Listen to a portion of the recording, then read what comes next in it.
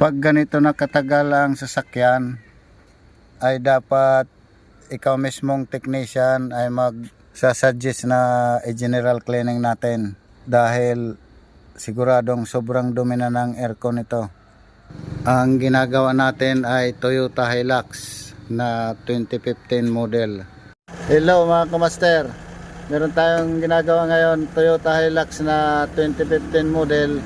Bali nagsuggest tayo na aircon cleaning na lang dahil matagal na siyang hindi na ki-cleaning, pero hindi ito ang problema.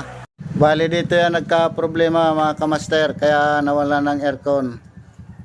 Noong chinik natin ay nakita natin na yung bakal na to, yung bar ay tumusok na dun sa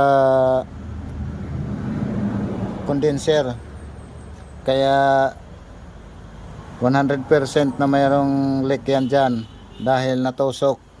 So isinama na natin yung general cleaning para isang bukasan lang, kasi mahirap pag naayos natin itong condenser, napalitan, pag aircon natin hindi tayo maka-perfect ng lamig dahil madumi din doon sa loob.